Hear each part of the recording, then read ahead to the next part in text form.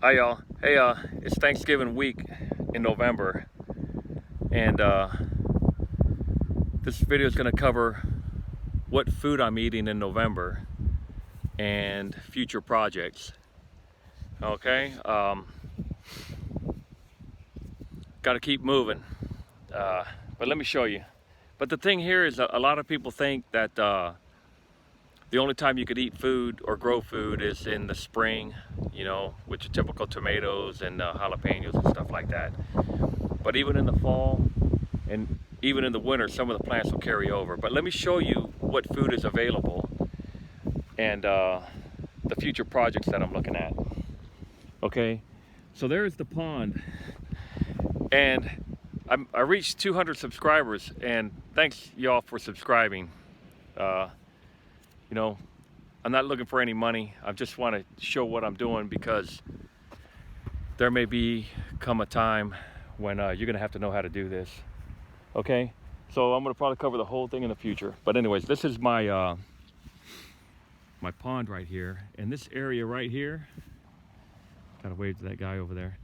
That's a neighbor. He's got some kind of truck made from China, imported it or something. But anyways, future project. See, there's the pond, and I'm gonna cover the infrastructure on how to build this garden. Okay, it took me a few years to figure it out, and you got to realize that when you look at these videos and you see these guys growing food, okay, those are the professionals, man. They really know what they're doing, and you know they're doing it to make money. I'm doing it for a different reason. We're gonna have to know how to grow food in the future, and it's gonna get really bad. So I'm gonna try to cover everything from scratch in the future. Okay. For all the new subscribers. But so here's my pond, and right here I'm going to build a platform, like a brick, like a cobblestone brick floor right there with some walls, so that I'd be able to look at everything right there and figure out what's going on. You know, be able to look at the garden and come up with some stuff, some ideas. And you know, I could look at my whole garden right here, all the way around, and come up with some ideas on what to do. But so that's going to be a future project right there, because I need somewhere to sit, and it'd be pretty cool. Have a little fire pit in here too. Cook the fish that I catch from there. But this is what I'm eating right here. This is what I'm getting from this garden right here. I got some daikon radish, and these leaves go in the compost pit. And I got some onion bulbs. I've got onion shoots right here, right? I've got some spinach leaves down in here, and I've got some beet leaves right here.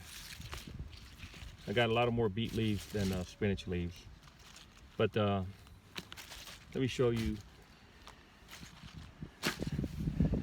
And the thing that goes on with this is I got some fruit trees going. These are peach trees, a couple apple trees, and a couple pear trees down there. But I'm in zone 8B. But I'm always running experiments, and the thing is when you're running experiments, is you're trying to figure how things work. You know, the more you get involved, or the more you understand how to grow food, the less experiments you have to run, because you already ran them all. So this is just gonna give you a show of what's going on. It looks kind of cool. You know, this right here is beets, sugar beets, and they're growing in the winter. See that? Those are all the leaves that came from right there. I got daikon radish in here, and they're not growing on the whole line. And I think what might have happened was, I was using that earthway seeder, and I think something might have got clogged inside those slots that pick up the seeds, because they should all be growing in there, and it's not happening. So, that's a learning experience. I thought that earthway seeder was working correctly, and it wasn't. Now, if you look down there, I got a whole bunch of daikon radish growing over there where it's all green. And that's because I switched over and put beet seeds in here. And probably when I switched over, I went back to the daikon radish disc, and there are discs that go in there that pick up the seeds, and it probably cleared up the problem. But over here, there was a problem with the seeds, and I didn't catch it. And I think that's what happened there. And then of course over here I ran experiments with the peanuts. I knew the peanuts weren't going to grow because it's winter, but I went ahead and planted them anyways. Till them in. It smells like peanuts. The whole plant smells like a peanut plant. But another thing, this daikon radish, why I think it did good. Check this out. I got to show you this. What I did here is I'm burning the brush, and I think because I put daikon radish on that other row right there, I just did an experiment here, and I said, you know what, I'm going to go ahead and get some of this burnt brush, the leftover, the charcoal, the potash, and I just going to go ahead and put it on top of the row, and I tilled it in, and then I planted the seed in there. That could explain why it's doing really good. But I just planted the beet seeds directly in here, and I transplanted a whole bunch of them, and the beets aren't doing very good. You could look and see that there's not enough vitamins in that soil. This is the spinach. Sorry, spinach. This is the spinach, and you can see that there's something missing in that soil, because they're not really coming strong. But on this row right here, I'm going to go ahead and put the potash in there and kind of till it up and replant. Going to replant spinach seeds, okay? And I also picked up some carrots and cilantro, so I'm going to go ahead and fill in the gaps right here. Probably harvest this row right here of daikon radish, and, maybe put cilantro or carrots in there. And also, these rows over here with the peanuts, I'll probably end up putting cilantro carrots in there. And I also picked up some cabbage seeds and cabbage, regular radishes, those the small circle ones, and something else, cabbage, radish, and something else. I'm going to just go ahead and put them in here. I'll cover it and see what happens. But the thing is this, you might get relocated, and it doesn't matter where you're at, you have to be able to grow food, okay? That's the first thing you got to get going, and you don't want to starve, and the goal here is to have food year-round, and I think I'm going to actually accomplish it this year. I mean, I'm still struggling, but it's going to work out pretty good. And I've got that whole area right there. I'm going to put a whole bunch of onions in there, probably 1,500 onions in that area right in there. And this whole area right here, I want to grow nothing but peanuts. I want to get that 1,000,000 calories, because that's what it takes for one person. It takes about 1,000,000 calories a year, about 750,000 calories at around 2,000 calories a day,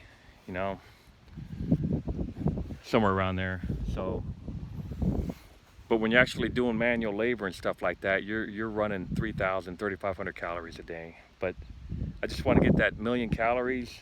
That way I could say I did it, even though I'm getting some calories here. If you look at this, when you look at this salad right here, I could get that every day.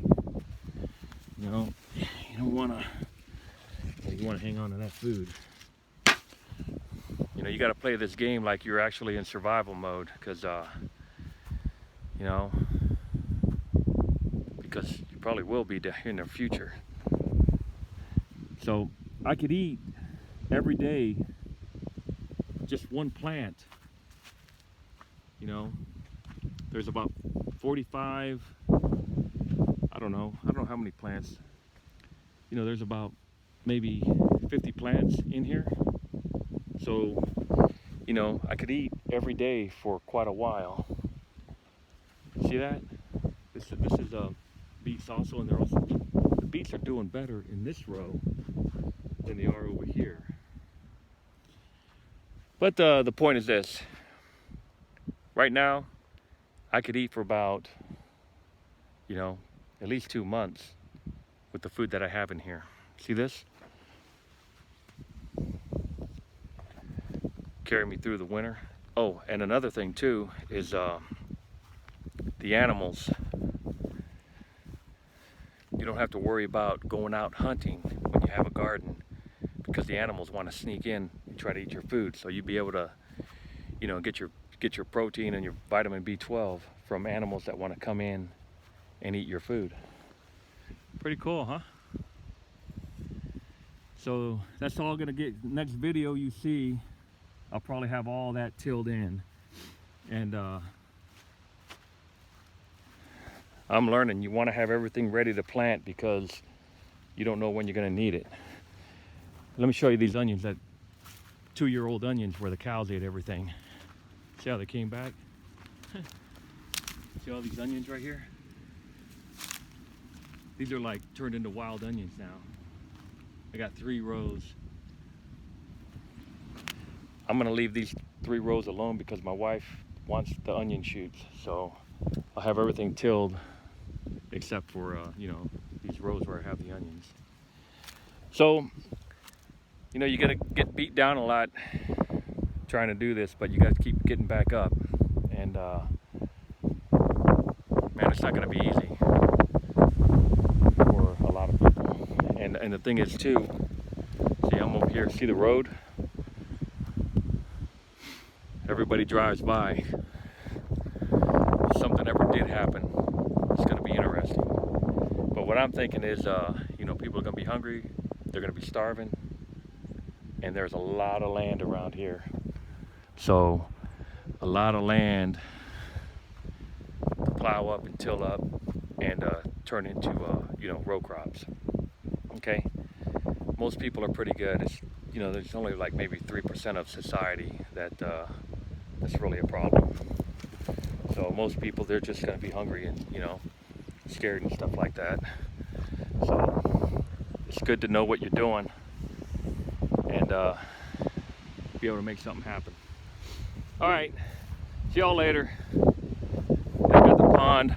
I'm gonna try to grab a catfish and throw it into my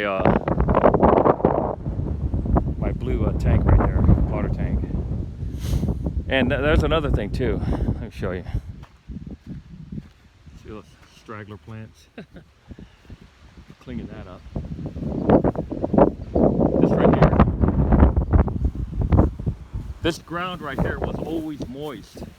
So what I'm gonna do in here next year, throw in a bunch of debris in here.